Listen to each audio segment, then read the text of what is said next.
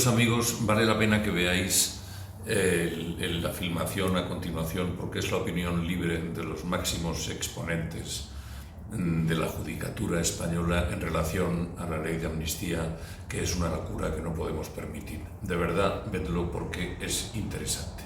Yo creo que sí, la sociedad civil se moviliza. Si todos somos capaces de entender la gravedad del asunto, la gravedad del momento que estamos viviendo, y hacer llegar a instancias europeas cuál es la situación actual, podremos intentar cambiar. Lo que no se puede hacer es quedarnos quietos esperando, agazapados, que a mí no me toque. Así que, y en todo caso, siempre nos queda pues las palabras de la señora Peña del PSOE. Es que las he recogido porque me han gustado. Solo tenemos que superar el horizonte judicial, la crisis institucional que se produjo en 2017, porque consideramos que estamos para ensanchar la democracia, y esta es más completa si incorporamos a todos los actores que por una circunstancia u otra tuvieron que salir en 2017. ¡Cuánto eufemismo, Dios! Gracias. La ley es una alternativa al despotismo y para los jueces el imperio de la ley significa que como independientes han de lograr que el derecho se aplique, cosa que cuando pertenecen al orden jurisdiccional penal tienen, entre otras, la misión de imponer límites punitivos al poder del Estado. Un amigo mío, que fue juez durante muchos años y que lo fue porque desde niño no se planteó ser otra cosa, sueña con arreglar el mundo de la justicia. Su sueño, aunque no lo diga, coincide con sus aspiraciones y, lo que es más admirable aún, con su empeño por lograrlo. Mi amigo por fuera es de aspecto normal y aire apacible. Se conoce que la procesión va por dentro. Su mujer, que es más realista que él y también bastante más agraciada físicamente, cree que el problema viene de lejos, concretamente desde que tanto ella como él ingresaron respectivamente en las carreras fiscal y judicial y nunca se arrepintieron de haberlo hecho, pues ambos están convencidos de que ambos oficios son los más bellos del mundo. Yo creo que lo que le ocurre a mi amigo es que después de haber vestido la toga durante tantos trienios, piensa que el actual panorama a la justicia de hoy no la conoce ni su madre, o sea, Temis, esa diosa de la mitología griega que se nos presenta portando una balanza y una espada, incluso a menudo con los ojos vendados. Mi amigo, que no fue mal juez, tampoco extraordinario, sino simplemente un juez, y que a lo largo de su vida judicial ha sufrido un montón de decepciones, me dice que no basta con quejarse y que si se quiere mejorar la situación de su amada justicia, hay que arrimar el hombro y contar lo que pasa. De manera que se ha puesto manos a la obra y ha elaborado una especie de manifiesto o proclama. Lo ha escrito guiado por el afán casi exclusivo de defender al Poder Judicial, aunque sin renunciar en llamar al pan pan y al vino vino. También a sabiendas de que la faena es una suerte literaria que requiere precisión y concisión, cualidades las dos que mi amigo no está seguro de reunir. Este es el texto que ha redactado y me envía para que lo haga público en el presente acto, que nada más y nada menos lleva el rótulo de reivindicación de la independencia judicial. Veamos. Manifiesto que gustosamente se somete a la consideración de jueces, fiscales, abogados, profesores de universidad, juristas de toda condición y ciudadanos del común que claman por un poder judicial independiente, pero independiente de verdad, y suplican a los políticos que pongan fin a sus habituales lucubraciones y dislates. A tal fin, sirvan de punto de partida las siguientes premisas. Primera, todo Estado, por el solo hecho de serlo, jamás debería de ser un Estado de derecho. Es en su legalidad donde el Estado encuentra la justificación. Segunda, la justicia se constituye por derecho propio en un pilar básico del Estado. Aquella nación que no tenga auténtica separación de poderes carece lisa y llanamente de Constitución. Tercera, son los ciudadanos quienes tienen derecho a una justicia independiente y eficaz. No se olvide que el artículo 117 de la Constitución nos enseña y proclama que la justicia emana del pueblo y que la independencia judicial se garantiza, entre otras cosas, por la inamovilidad de los jueces. Pues bien, en atención a estas tres reglas, los abajo firmantes alzamos nuestra voz y proponemos las siguientes líneas de defensa. 1. Defendemos que el Poder Judicial es un poder del Estado, no un poder de los partidos, gobiernen o no gobiernen. Si lo que se desea es una justicia auténticamente independiente, hay que alejarla de las siglas políticas y de sus sedes. Cuando en la función de los jueces se buscan rentabilidades políticas, sobra la justicia y basta la intriga. 2. Defendemos que la justicia jamás puede ser entendida en clave ideológica. Querer hacer política con la justicia no es menester de jueces ni tan siquiera de políticos, sino de traficantes de la justicia que alteran su pureza. El juez intelectualmente honesto, estudioso y reflexivo solo tiene un lema: el imperio de la ley. 3. Defendemos que el Consejo General del Poder Judicial, como órgano constitucional que es, no puede ser objeto de injerencia por parte de los partidos políticos. El reparto de 10 vocales para mí, 7 para ti y 3 para aquellos no es la mejor forma de sacar al Consejo General del Poder Judicial del atolladero del desprestigio en el que vive por el empeño de algunos de sus miembros, sean los fulanos, los menganos o los zutanos de turno, en la seguridad de que responderán a la confianza depositada en ellos. 4. Defendemos que el modelo de juez preocupado únicamente por su independencia y repudiamos que los altos cargos judiciales sean nombrados con la misma discrecionalidad con que se nombra un director general. Nada más triste y deprimente que una carrera judicial en la que con frecuencia el camino más rápido para ascender en el escalafón, aparte de la antigüedad, sean las buenas relaciones con los mandamases de los partidos. 5. Defendemos el sistema de oposiciones a la carrera judicial como el mejor de los posibles. No se trata de afirmar a ultranza que la memoria sea el instrumento más idóneo para hacer un juez sabio y justo, pero sí que, puestos a elegir, es preferible el aspirante que se sabe de carrerilla el Código Civil o la Ley de Enjuiciamiento Criminal a aquel que se pasa el día recitando los nombres de los políticos que pudieran hacerle un hueco en el escalafón. La lógica y la experiencia demuestran que la oposición es el procedimiento que mejor garantiza la ecuanimidad, pues con él todos los aspirantes tienen las mismas oportunidades. 6. Defendemos la figura del auténtico jurista de prestigio, pero más al jurista conocido por todos que al reconocido por los suyos.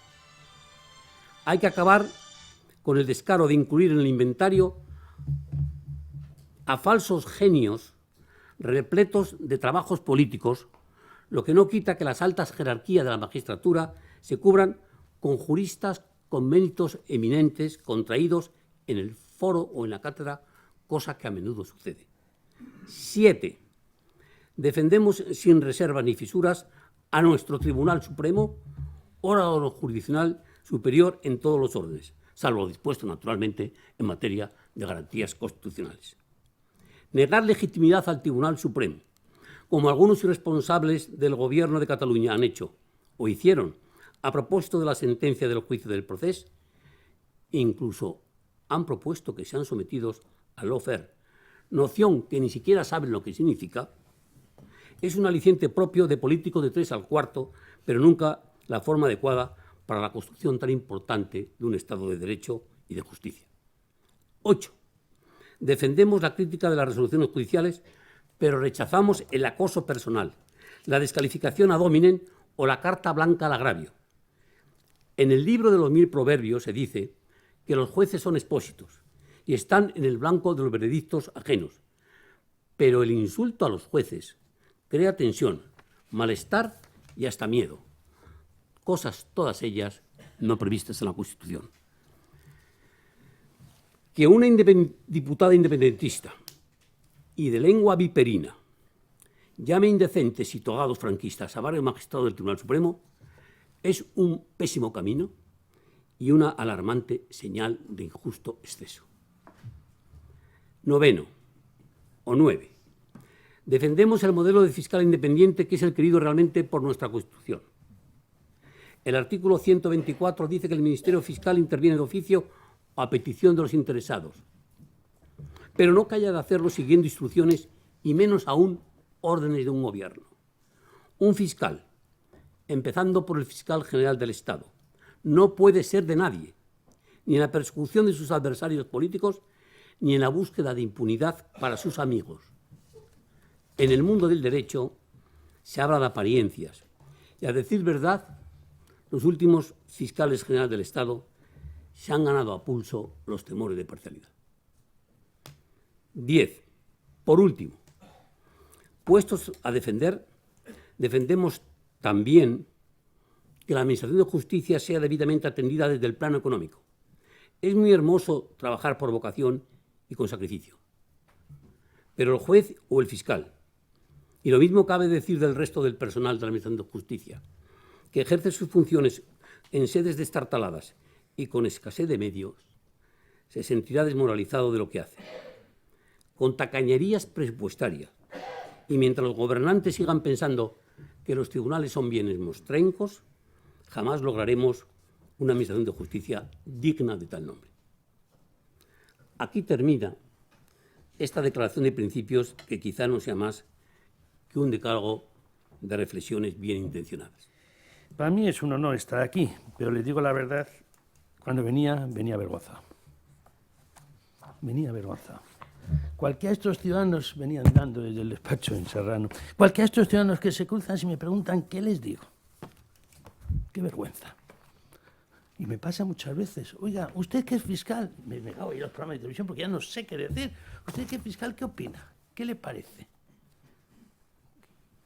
¿Qué cree que esto? ¿Dónde nos va a llevar?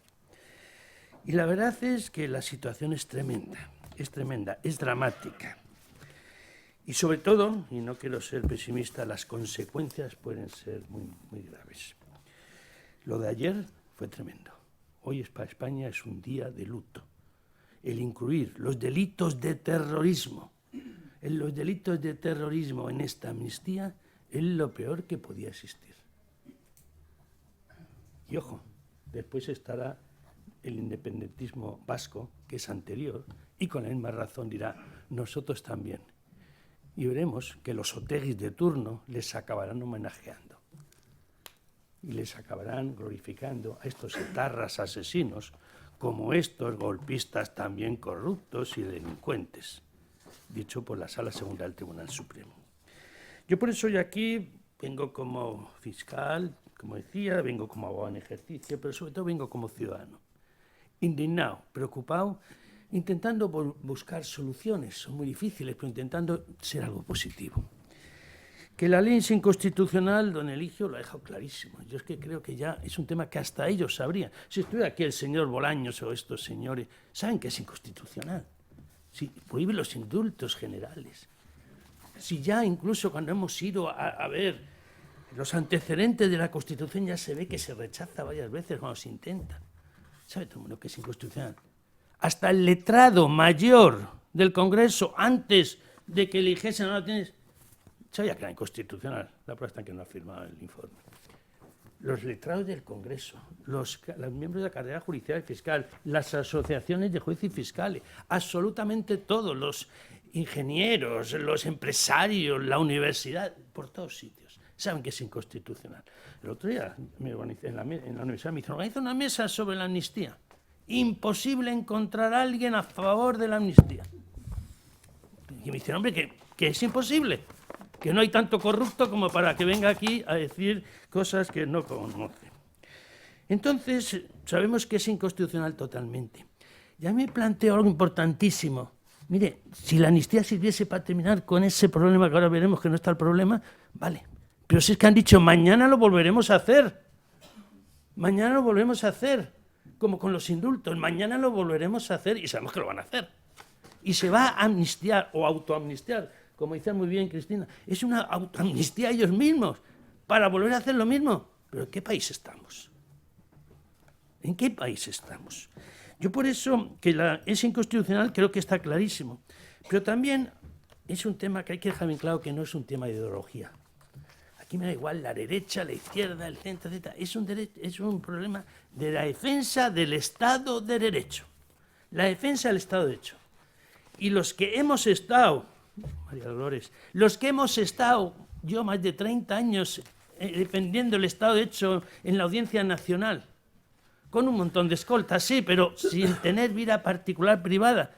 Cuando vimos matar a nuestra compañera Carmen Tagle, a otros muchos periodistas, policías, políticos, guardias civiles, ¿qué se puede decir a esto? ¿Cómo lo vamos a permitir que se vaya a amnistiar a unos señores que lo único que han hecho es delinquir? Delinquir. Y los que lo proponen son auténticos delincuentes, así de claro.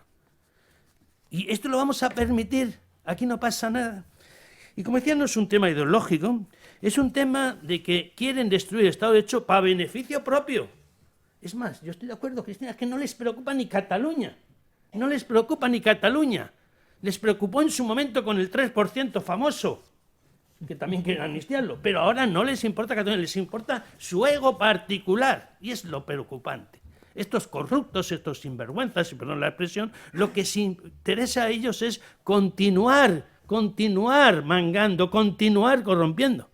Esta señora que ha salido ahora, que decía antes don Javier, una señora que ha salido allí, hablando de los jueces con esta ligereza, llamándoles indecentes. ¿Pero quién es esta señora?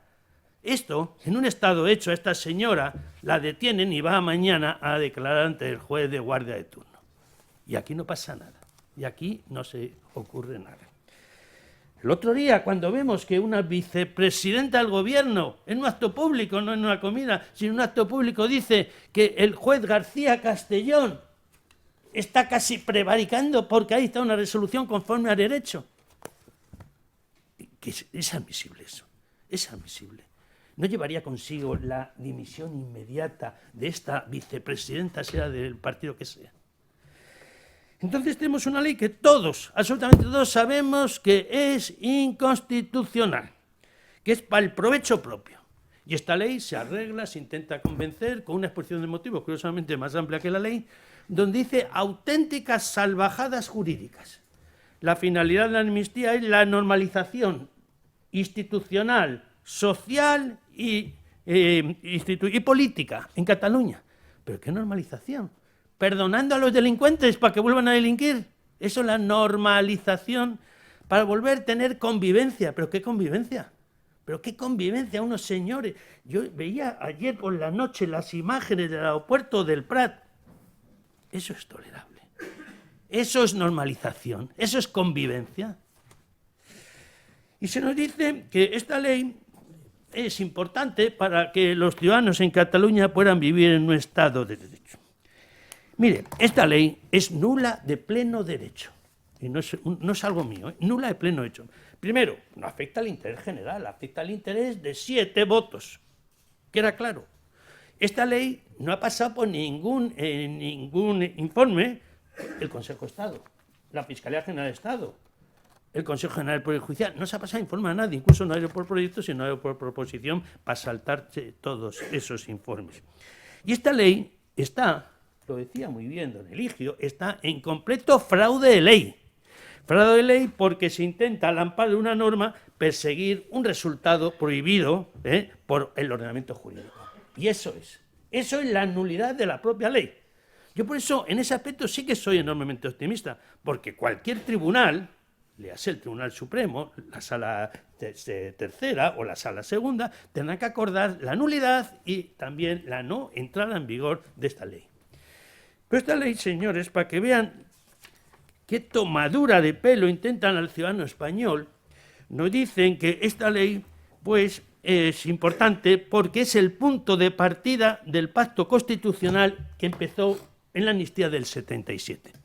Mire, o no habían nacido o no saben lo que es la amnistía del 77.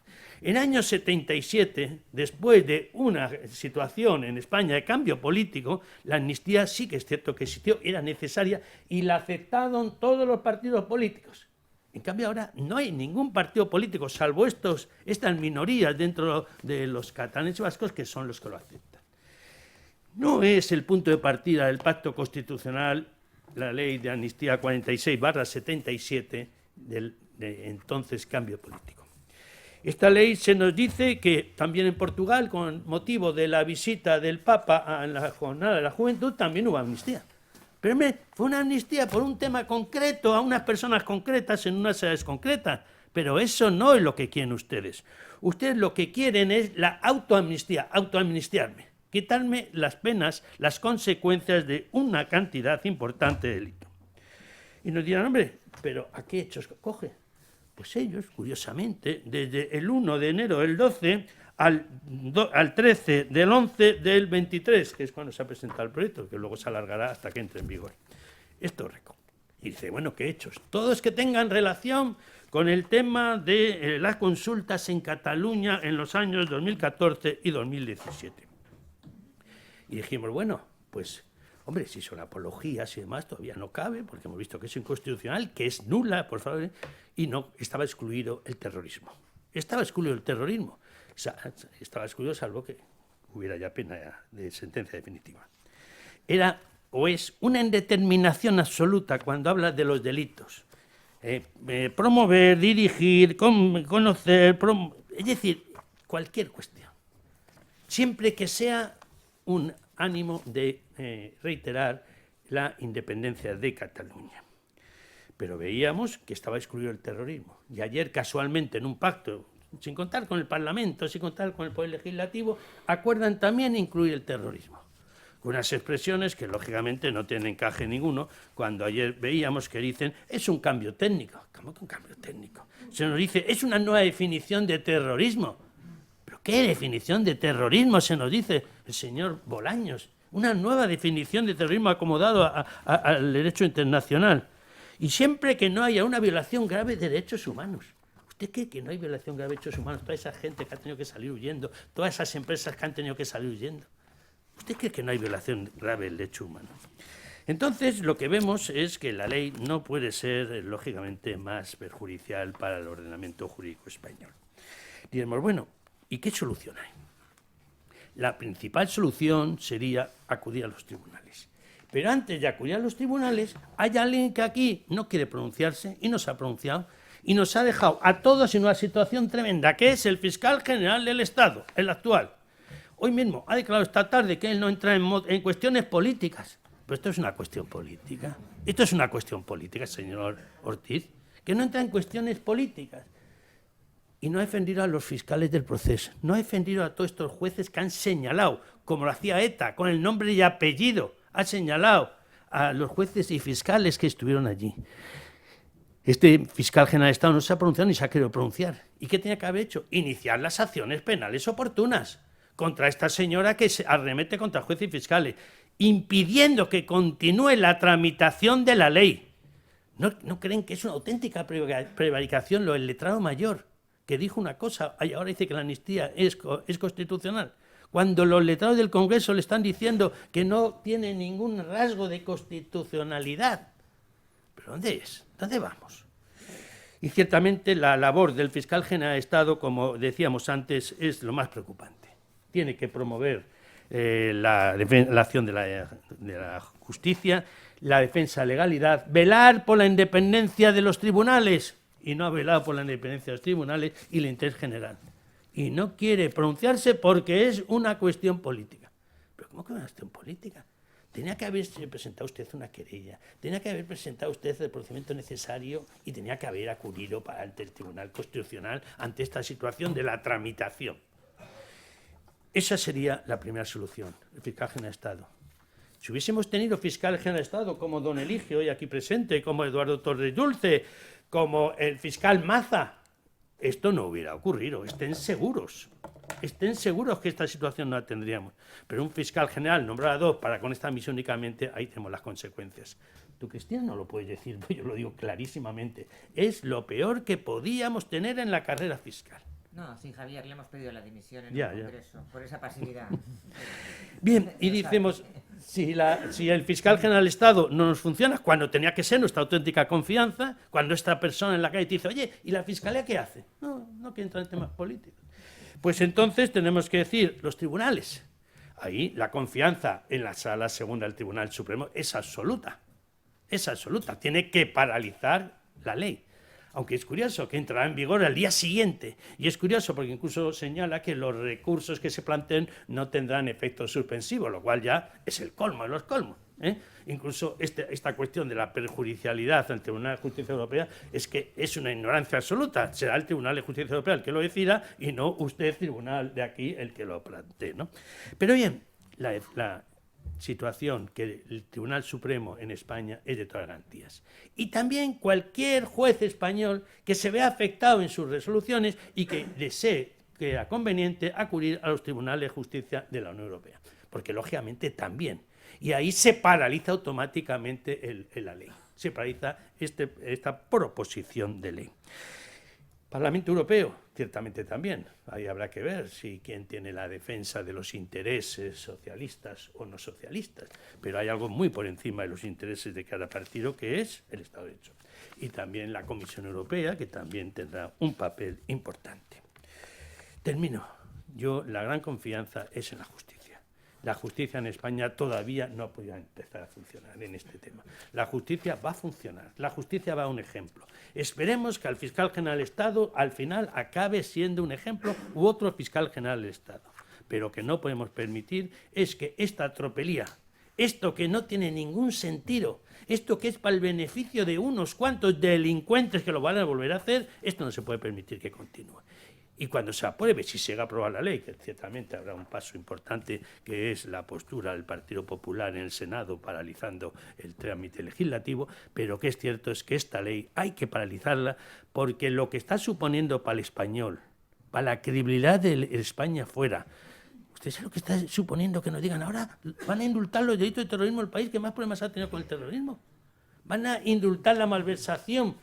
La malversación cuando vemos que han sido corruptos todos, los seres, lo otro, y van a amnistiar a todos estos. ¿Pero ustedes de qué van? ¿Ustedes qué credibilidad tienen en un Estado de Derecho?